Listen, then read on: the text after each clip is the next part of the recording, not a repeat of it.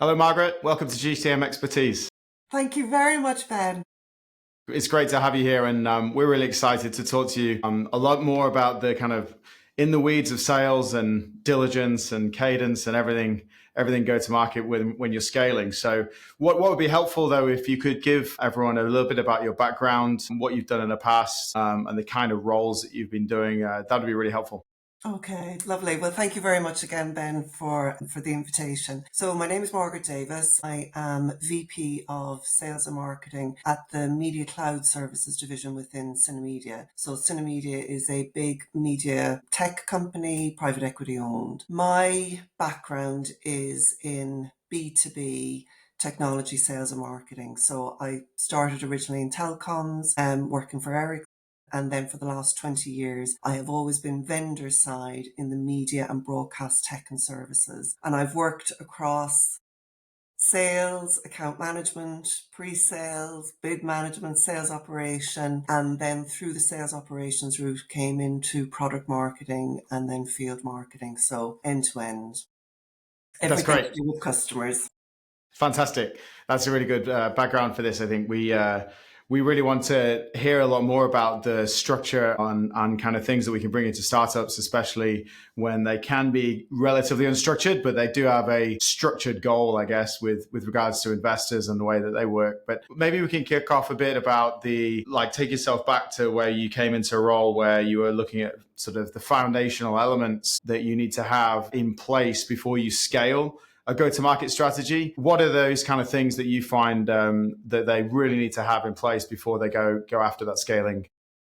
So I think there's a couple of things. I think first off, what I have seen, and certainly my own experience, is that it is when you bring a new product to market, what tends to happen is they then focus on the sales and what your client organization needs to be. So my experience has been coming in when a product has been launched, and inevitably, unfortunately, the decision to take it to market has been made by technologists. So when you bring in and you're looking at how do I scale my business, it all needs to start with who's your customer, what's your value proposition, what business outcomes are you going to help them achieve? The age-old things, are you going to help them save money or make money?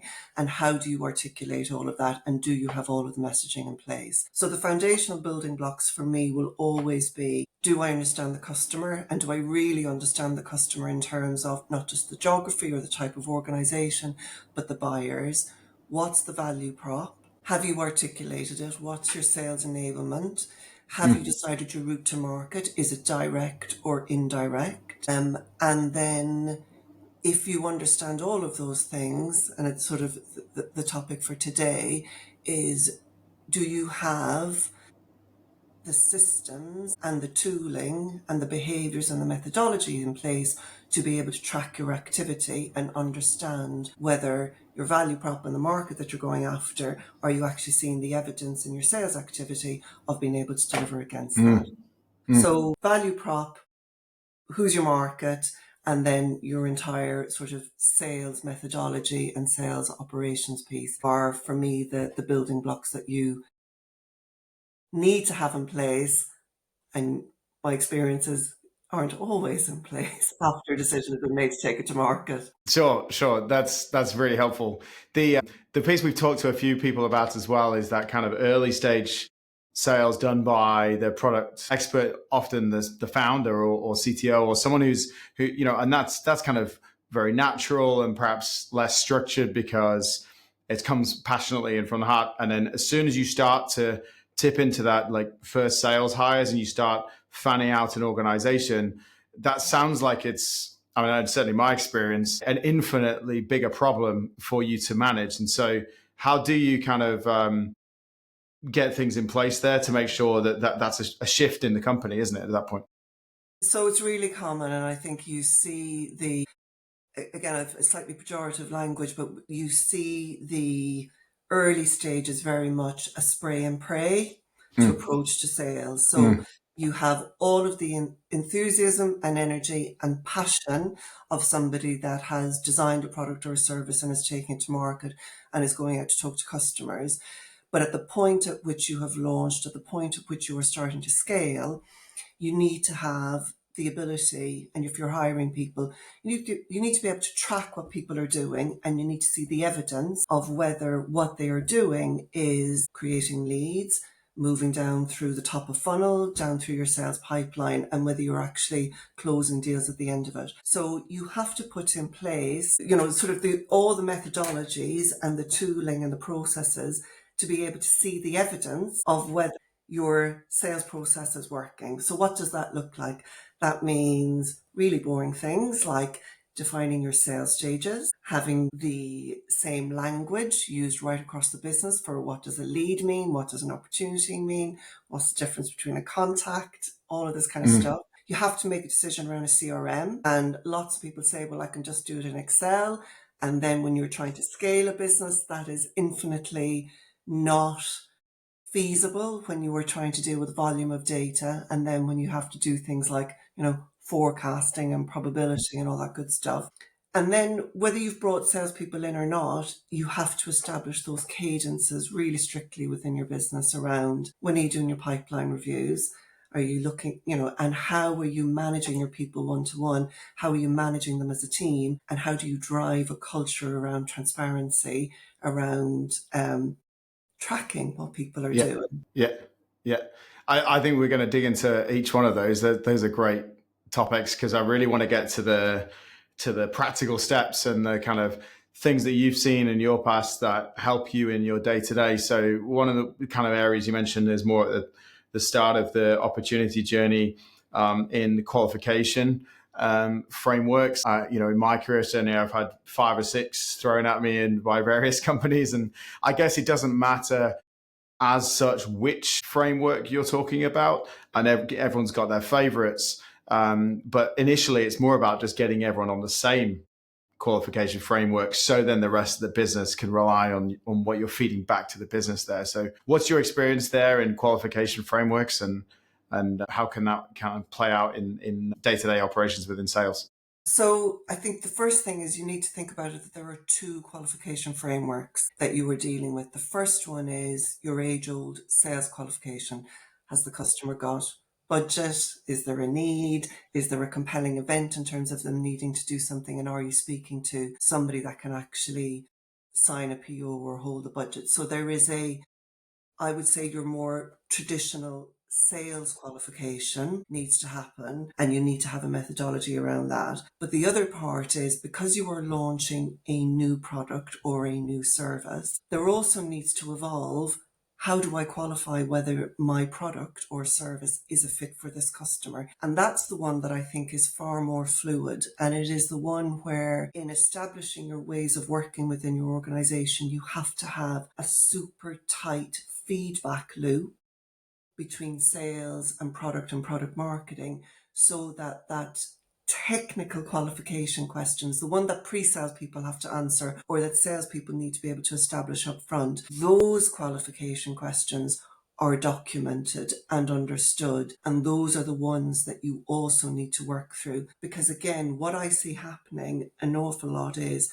people are either technically qualifying that the customer can use this product, but then not doing do they have a compelling event? Do they have budget for this? Does it actually fulfill a need for their business? And people are confusing, yes, this is a fit for my customer technically, with there is a sales opportunity here. So I think a sales methodology you have to establish, and there's, BANT is sort of your tried and tested one there.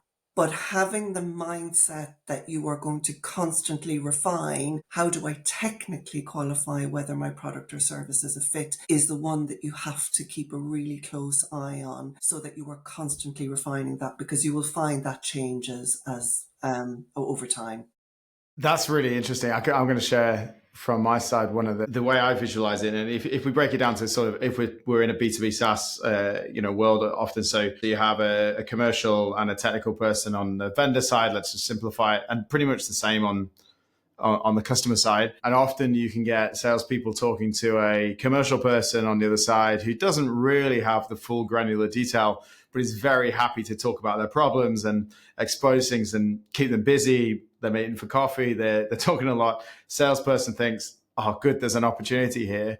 And then flip side, there's perhaps a technical conversation going on with an engineer or similar in the organization who's really keen on the potential framework you're using, the API, the really great API that you develop, but is in no way connected to anyone with framework or budget. And so those two, to me, make a lot of sense that you have to marry them together, because as a vendor, in your case, understanding whether there is an opportunity, it does take both of those to come together, right?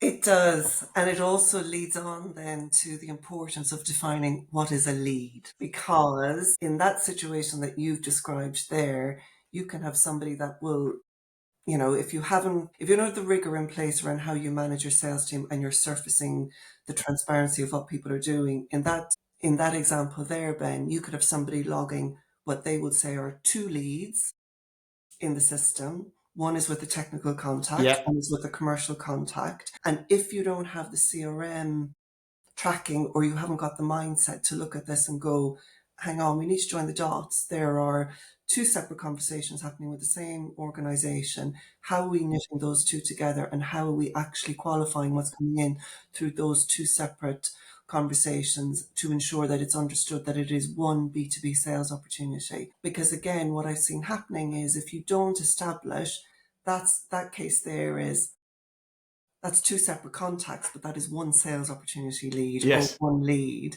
Yes. Is actually, that has been then double counted. And if you extrapolate that forward, you're then and if you don't course correct for that, you're then inflating what people understand to be their leads generation or what's in their top of funnel. And that, when you start doing the diligence and you start bursting the bubble on people double counting on all of those separate conversations potentially happening within the same organization, you then burst the bubble around what is the top of your funnel size. That's when investors start to become unhappy. Yeah. I could totally imagine that. And I've seen that plenty of times. What you're really talking about there then is getting in place a lot of sales operations functions in a business. And it doesn't necessarily, we've been in businesses before where you have, a whole team looking after sales operations at scale. But if you kind of contract that, it doesn't really matter. Someone's responsible for sales operations, I guess. And so in terms of that, what is that engine look like in terms of you mentioned that CRM, the function that perhaps sales operations is looking for? What is sales operations to you, and what does it mean, and why is it really valuable? So sales operations to me is the team that I call show me the evidence, which is they are the team that are responsible for ensuring that they have got in place the tooling, the language, the process, and the structure around what the expected behaviors are to be able to surface the data of the sales activity. So they are not the team that fill it in for salespeople. I would say to me, sales is both a science and an art, and you need to have both. And the sales operations side is your scientific methodologies that have to be in place to enable your artists to be able to fly and to do those things. So what do they need to do? But it goes hand in hand with your sales leadership, right? And, I think we've both worked in organizations where sales operations can either report into sales or it can sit alongside as a peer to, right? Those are organizational choices, and there's whys and what fors in both cases. The key principles are you must agree key terminology, lead, contact, company. What does top of funnel mean? What are your sales stages? You have to agree what the criteria are against those. And then you have to agree which CRM you're using. And it doesn't matter which one.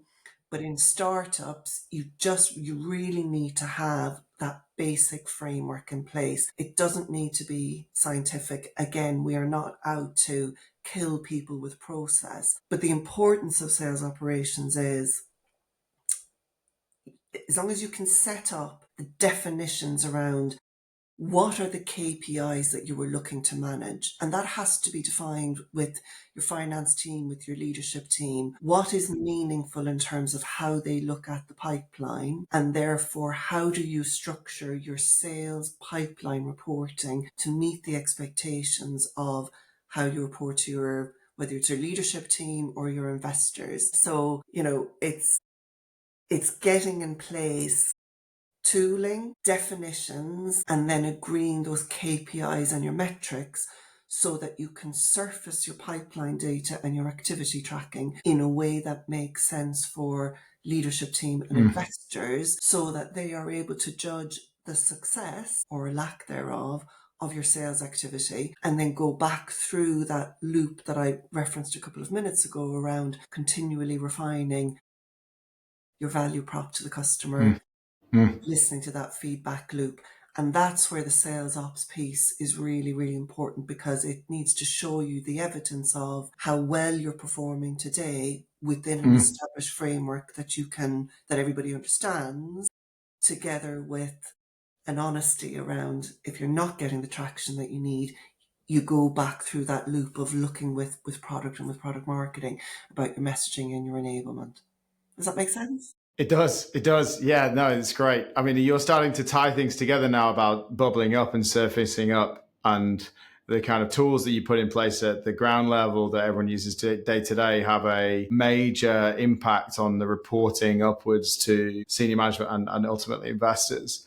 You mentioned there you're starting to look at the pipeline, and obviously forecasting is something that starts to bring in, like, again, some might argue a science or an art. Yeah. And the salespeople that I've worked with and managed in the past certainly have gone on both sides. And there are, from a human perspective, there are different schools of thought around, ideally you want full transparency as a sales manager, but then also over optimism and things creep in there. Vice versa, you don't like to see an opportunity go from stage one to close within a week, which is not realistic and not what happened. And ultimately, you might have sold something, but that's not helpful for the business. And so what are the effective sales forecasting kind of tips and tricks and kind of functions that you like to put in place to make sure that it is reliable and accurate? What are those kind of things you like to do? So I think there's probably two threads to answering that question, Ben. I think one is how you manage the team, so just sort of the behavioural side, and then I think the other side is actually agreeing your metrics with finance as to how you measure it. So if I answer the first part, maybe in relation to how to manage the team. So this is where it's like sales 101.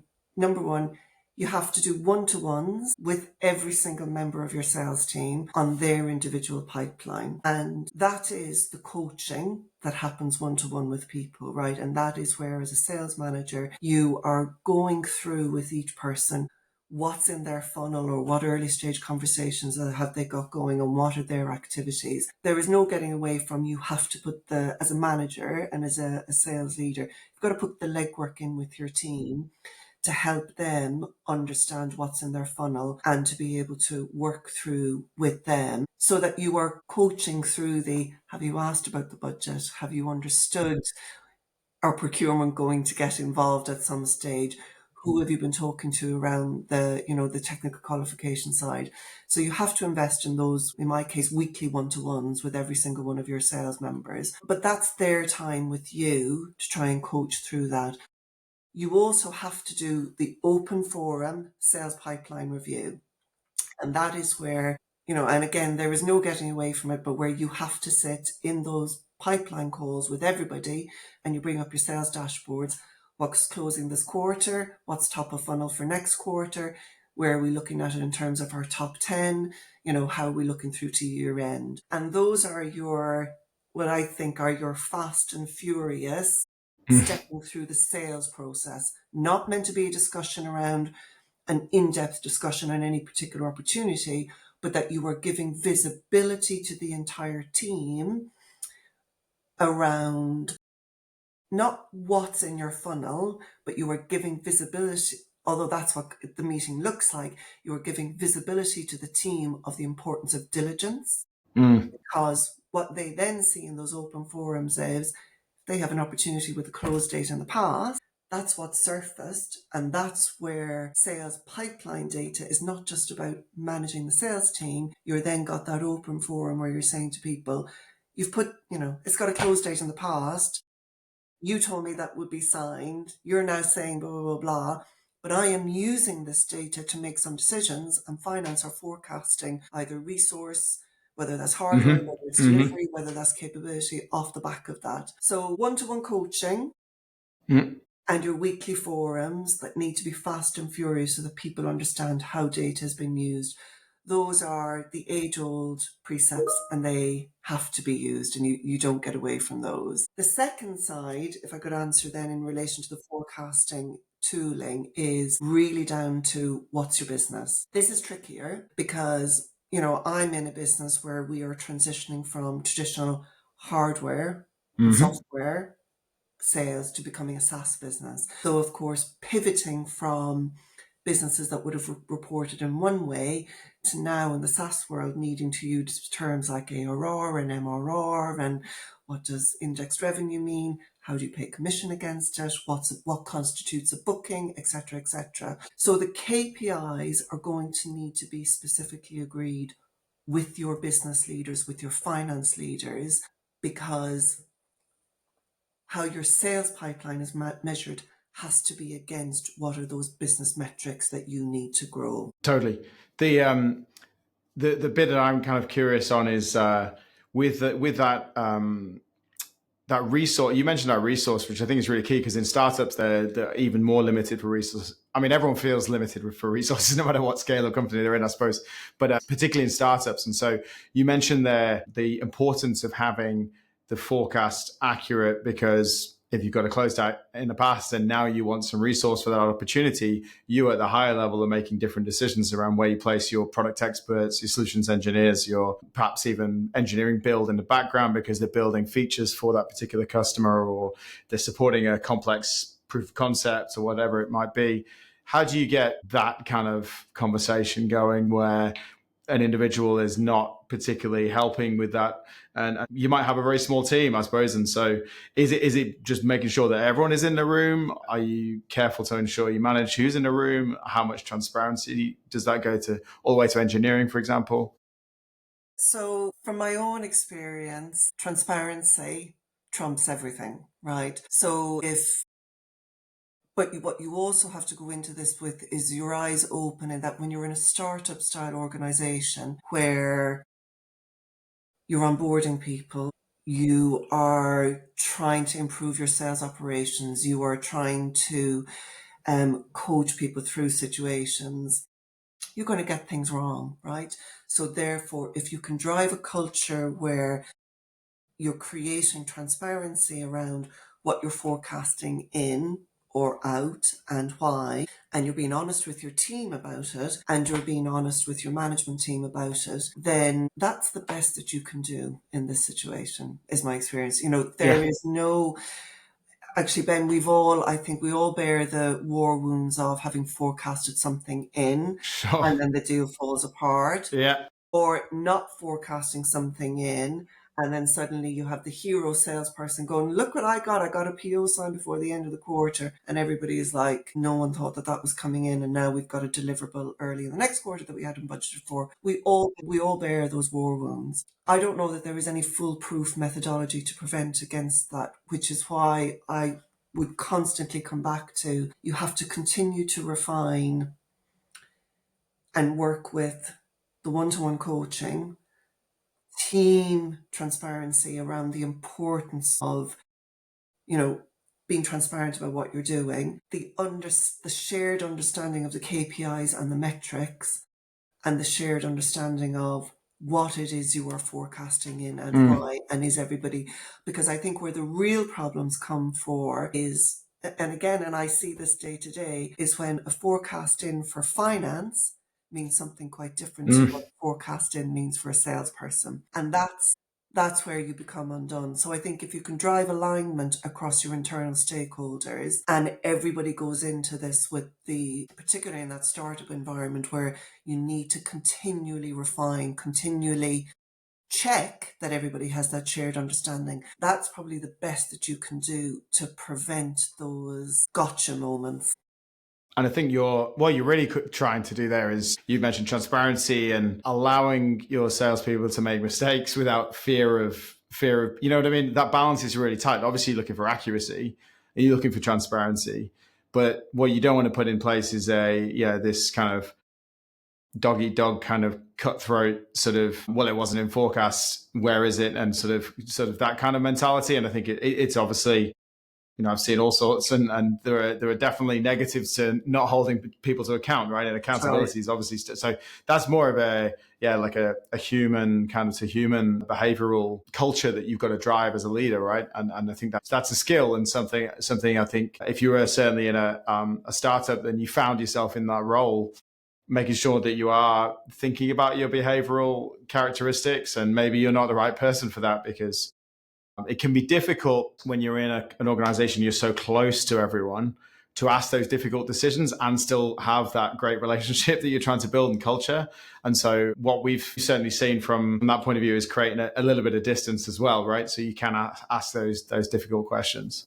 Look, it's a really tricky one because people join startup organizations because they're exciting and you are building something and you are entrepreneurial, and people that thrive in those organizations, you need that spark and that energy that they bring.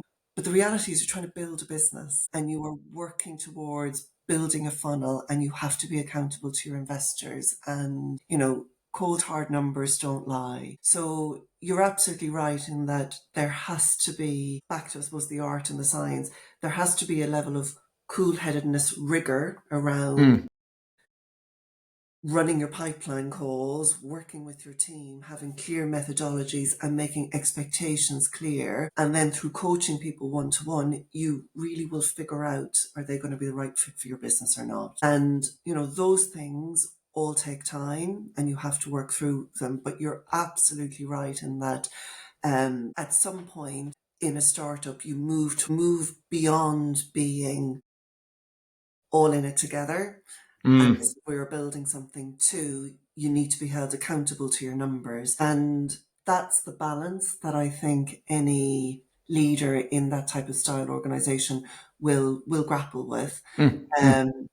But nobody will thank you if you don't focus on your numbers, have that clear accountability, drive that data transparency, and certainly your team won't thank you if you're not closing deals, because that's equally why they will have joined, and that's what salespeople will want to get paid on.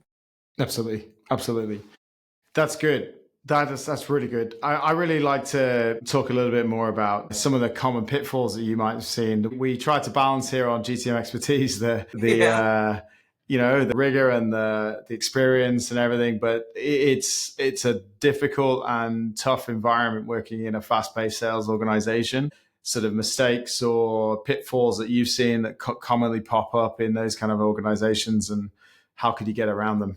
So I've seen a few. I think that we've mentioned one already, which is, I think the biggest one is people launching a product or a service, and they think that because it has every bell and every whistle and it is beautiful and it looks wonderful, why wouldn't somebody want to buy it? So not having done that due diligence on your customer and your value prop, I think that's the one that I see is very common. The other ones that I see are thinking that Excel can be your CRM and I don't need a CRM. Yeah. I think that one, and then say, well, we'll buy something and we'll be able to do it ourselves. Or worse still, I'll build it myself. And you just think, no, you're wasting time and energy on doing something that there is perfectly good stuff on the market that you can buy, that you can tailor and will be fit for purpose for you. CRM does not need to be beautiful. It doesn't need to be perfect, but it does need to work for your business. So the pitfall I see is using Excel, or then somebody saying, I'll build it myself. The other big pitfall that I see is that, and it comes back to this tipping point that you hit, which is in those startup sales organizations, you have that highly entrepreneurial, very creative, big personality type salesperson that inevitably leans into the art of sales more than the science. And at some point, they are given responsibility for sales operations, and therefore it becomes really difficult to try and, if you're the CFO, get a handle on what your sales activity is. So I think whether it's an owner or a CEO, recognizing that at some point, even if you have the most amazing salespeople and they are super creative and you know they're creating a lot of activity, you do need to get somebody, whether it's external support or whether it's somebody inside your team, to be prepared to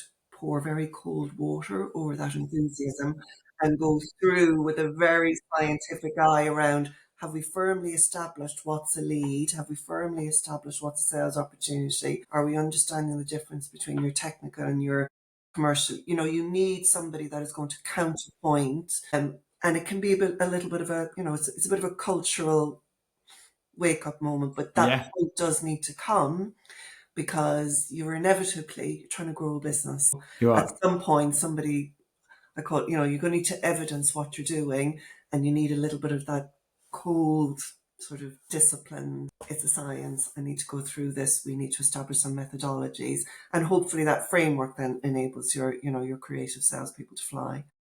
Absolutely. Absolutely, Margaret. That was great. That was a good one to finish on, I think. We could talk for many hours, I think, about the stories and war stories and what we've seen, but your rich experience in sharing all of this and the very practical steps have been super helpful in this really important sales operations kind of topic. And we really thank you for spending time with us, and we hope to have you on here again soon. And thanks again. You're Appreciate it. very, very welcome, Ben. Delight to talk to you. Thanks ever so much. Take care, Margaret. Bye bye. Cheers. Bye-bye. Bye.